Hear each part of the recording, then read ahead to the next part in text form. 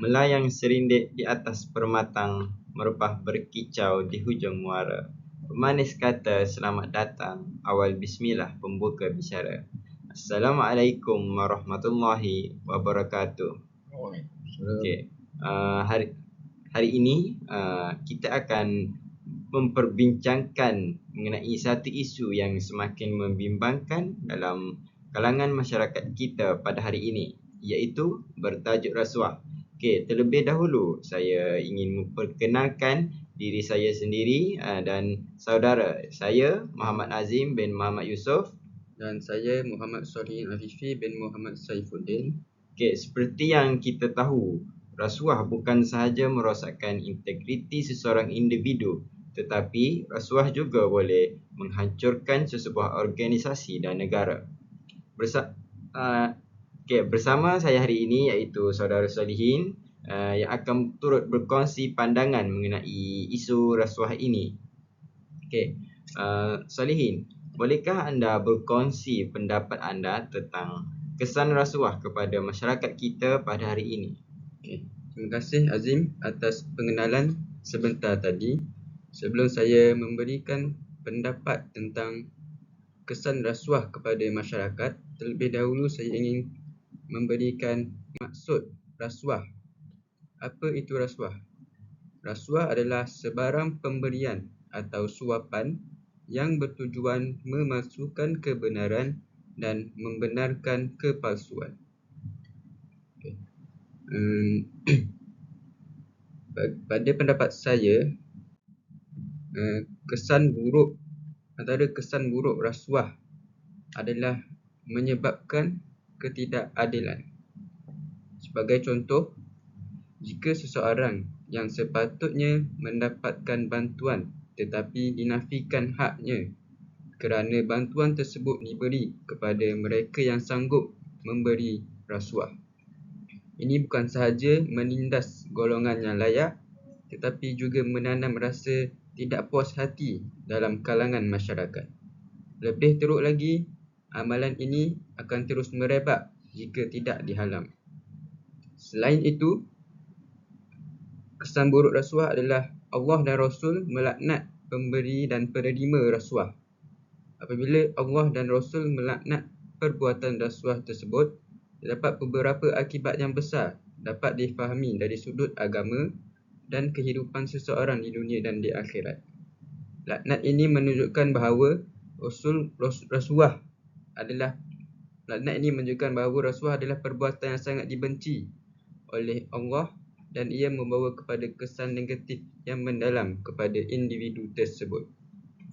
Antaranya ialah kehilangan berkat dalam kehidupan. Rasuah melibatkan penerimaan wang atau manfaat yang haram dan harta yang diperoleh secara haram ini tidak akan membawa keberkatan.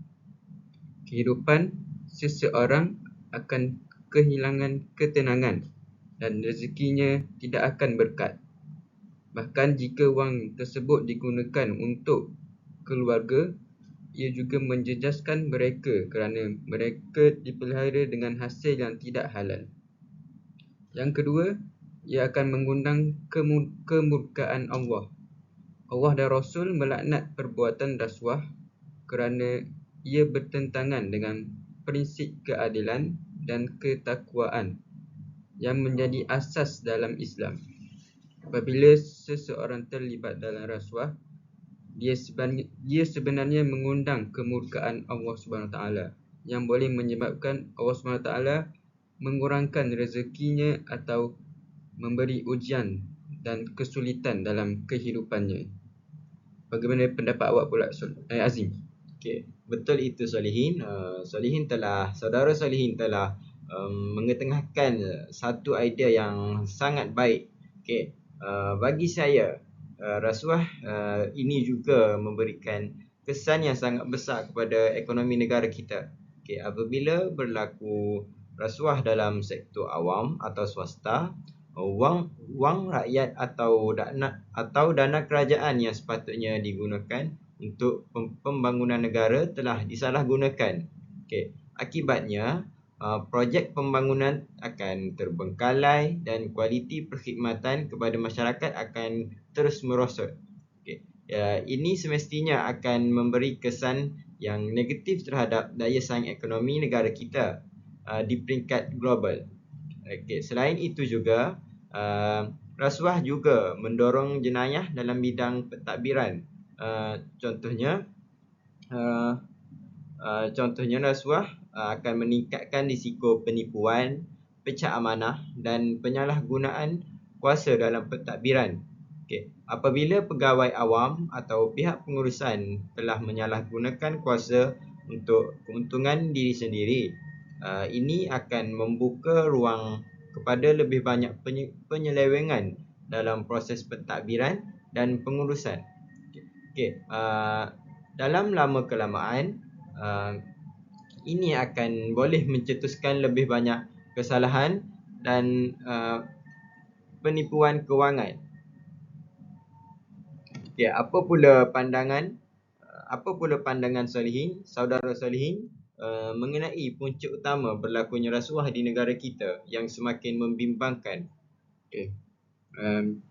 Bagi saya, punca utama yang berlakunya rasuah ini adalah punca rasuah boleh datang daripada beberapa faktor. Antaranya ialah kelemahan sistem kawalan dalaman di sesuatu organisasi. Kawalan dalaman di sesuatu organisasi ini lemah kerana apabila kuasa terlalu tertumpu pada satu pihak tanpa pengawasan yang betul. Selain itu, sifat ketamakan individu yang hanya mementingkan kepentingan peribadi juga menyumbang kepada punca berlakunya amalan rasuah ini. Selain itu, terdapat juga situasi di mana tekanan daripada masyarakat atau ketidakstabilan ekonomi yang memaksa sesetengah pihak untuk mengamalkan perbuatan rasuah demi kelangsungan hidup mereka. Saya amat setuju dengan idea yang dikemukakan oleh saudara Solihin. Tambahan pula, pendidikan tentang nilai murni juga perlu memainkan peranan penting dalam membendung masalah rasuah di negara kita. Tetapi pada masa sekarang, ramai individu yang kurang pendidikan tentang nilai murni kurang tentang nilai murni. Jika masyarakat kita dididik dari awal tentang bahayanya rasuah ini dan kepentingan integriti, kita akan boleh membentuk generasi yang lebih bertanggungjawab pada masa akan datang. Dalam hal ini, institusi keluarga, sekolah dan media masa perlu berganding bahu untuk menyemai nilai anti rasuah dalam kalangan generasi muda pada masa kini. Saudara Solihin, apakah langkah yang boleh diambil bagi mengatasi masalah rasuah yang kerap berlaku dan amat membimbangkan di negara kita pada masa sekarang? Terima kasih Azim atas tambahan idea tentang punca berlakunya rasuah tersebut. Bagi saya, pada pendapat saya, langkah yang boleh diambil bagi mengatasi rasuah adalah dengan memperkasakan undang-undang dan hukuman terhadap pelaku rasuah. Sebagai contoh, penubuhan Suruhanjaya Pencegahan Rasuah Malaysia SPRM adalah satu langkah baik, tetapi kita perlu memastikan ia berfungsi dengan lebih berkesan. Selain itu, budaya melaporkan perbuatan rasuah tanpa rasa takut harus diterapkan dalam kalangan masyarakat. Orang ramai perlu dididik bahawa melaporkan rasuah adalah tanggungjawab mereka sebagai rakyat yang prihatin terhadap negara. Di samping itu juga, kita perlu menggalakkan budaya integriti dan etika ketika bekerja dalam sesebuah organisasi. Setiap organisasi perlu menerapkan budaya integriti dengan mengadakan latihan dan program kesedaran berkala untuk pekerja. Etika pekerja yang kuat membantu pekerja untuk menjauhi perbuatan rasuah dan bertindak dengan secara jujur dalam setiap tugasan mereka. Apa pandangan awak pula, Azmi? Benar itu Solihin. Terima kasih kerana telah mengemukakan satu idea yang sangat bernas. Bagi saya pula, kita perlu memperkasakan kawalan dalaman dan pengawasan organisasi. Setiap organisasi perlulah memperkukuhkan kawalan dalaman untuk memastikan setiap urusan dijalankan dengan telus dan tanpa sebarang penipuan. Proses pengauditan yang ketat dan berkala dapat membantu mengesan sebarang penyelewengan wang sebelum ia menjadi semakin serius. Jadi, semua pihak perlu memainkan peranan seperti rakyat, pihak berkuasa dan pemimpin haruslah bekerjasama dalam memerangi rasuah demi kesejahteraan negara kita. Hanya dengan komitmen yang tinggi daripada semua lapisan masyarakat, kita mestilah dapat membendung masalah rasuah ini. Saya akan teruskan perbincangan kita pada hari ini dengan cara membina akhlak generasi Muslim. Membina akhlak generasi Muslim melalui Al-Quran dan As-Sunnah adalah sangat penting dalam usaha untuk mengatasi isu rasuah di negara kita pada masa kini. Al-Quran dan As-Sunnah telah menyediakan panduan lengkap untuk membentuk generasi yang berpegang teguh kepada nilai-nilai murni seperti kejujuran, amanah dan ketakwaan. Saudara Solihin, bolehkah anda berikan beberapa cara untuk membina akhlak generasi Muslim pada masa kini? Bagi saya, pendapat saya adalah yang pertama, kita perlulah menanamkan nilai amanah dan kejujuran dalam kehidupan. Sebagai contoh, Al-Quran menekankan pentingnya amanah dalam kehidupan seperti yang dinyatakan dalam surah Al-Mu'minun ayat ke-8.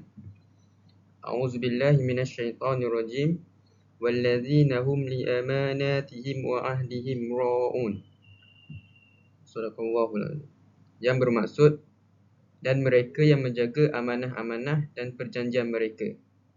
Ini menunjukkan bahawa amanah adalah sifat yang perlu ada pada setiap individu Muslim kerana ia mencerminkan kepercayaan yang diberikan oleh Allah kepada manusia.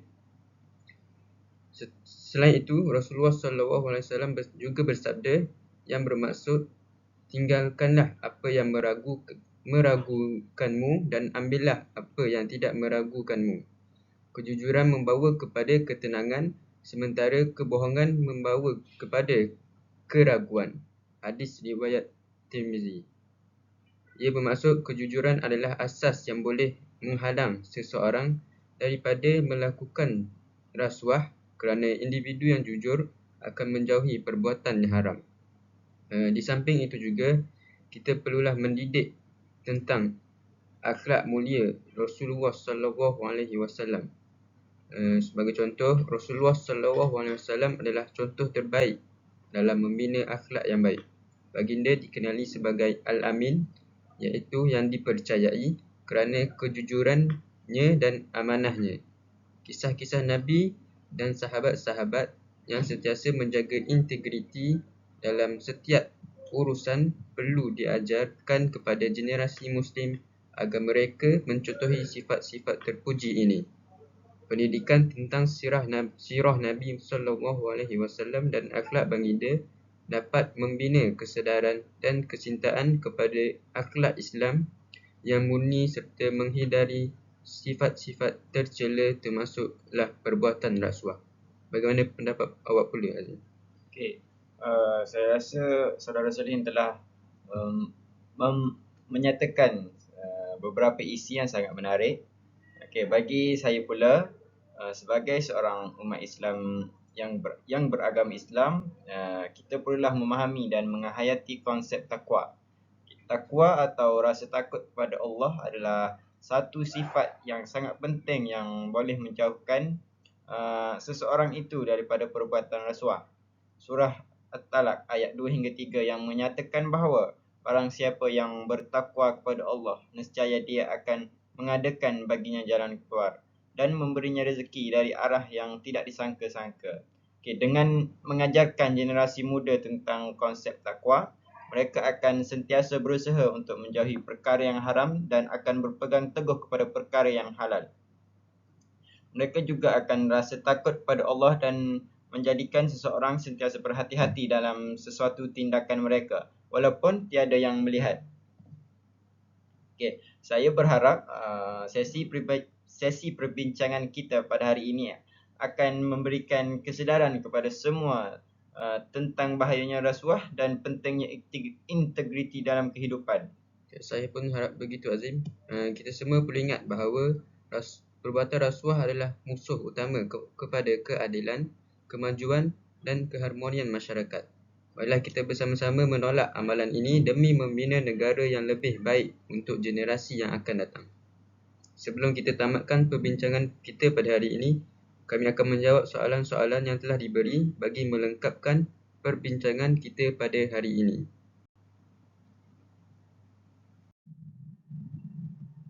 Soalan yang pertama, apakah hukuman bagi mereka yang terlibat dalam rasuah? Bagi saya, hukuman bagi mereka yang terlibat dalam rasuah berbeza mengikut undang-undang setiap negara. Di negara Malaysia, sebagai contoh, mereka yang disabitkan kesalahan rasuah boleh dikenakan denda sehingga 5 kali ganda jumlah denda atau RM10,000, mana yang lebih tinggi, serta hukuman penjara sehingga 20 tahun mengikut akta-akta yang telah ditetapkan oleh Suruhan Pilihan Jaya Rasuah Malaysia SPRM. Soalan yang kedua, mengapa rasuah sukar dihapuskan sepenuhnya? Pada pendapat saya, rasuah sukar dihapuskan kerana ia sering melibatkan individu yang mempunyai kuasa atau kedudukan yang tinggi dan mungkin mereka memanipulasi sistem untuk kepentingan diri sendiri. Selain itu, masyarakat mungkin mempunyai sikap acuh tak acuh terhadap perbuatan rasuah atau tidak berani untuk melaporkannya kepada pihak yang berkuasa kerana takut akan akibat yang buruk. Faktor-faktor ini akan menjadikan rasuah sukar dibasmi sepenuhnya tanpa penguatkuasaan yang tegas dan kesedaran masyarakat. Saya akan menjawab soalan yang ketiga pula, iaitu bagaimanakah teknologi boleh membantu dalam usaha untuk mencegah rasuah.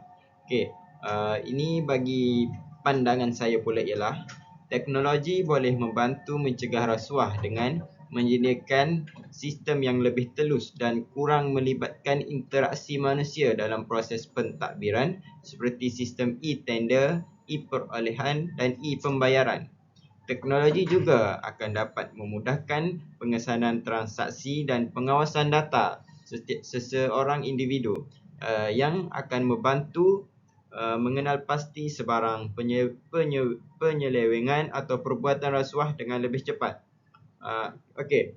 Sebelum saya mengakhiri perbincangan kita pada hari ini, saya ingin bertanya kepada saudara Salihin, apakah contoh-contoh rasuah yang kerap berlaku di negara kita pada hari ini? Bolehkah saudara Salihin menyatakan satu ataupun dua contoh rasuah yang kerap berlaku di negara kita?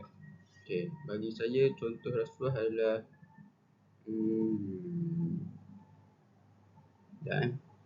sekejap ya. Polis. Sekejap. Zaman polis.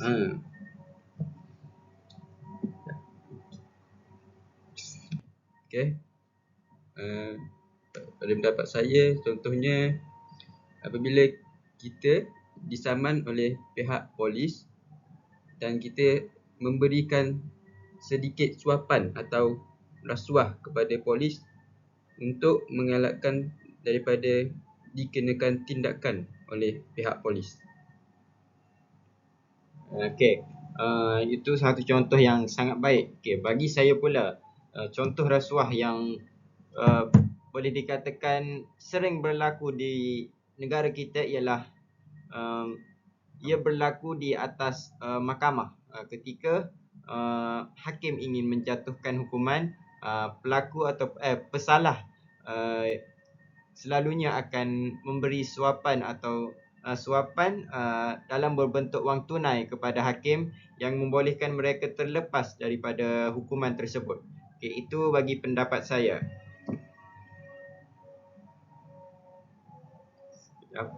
Okey, terima kasih kepada saudara Solihin atas perkongsian yang sangat bermanfaat itu tadi.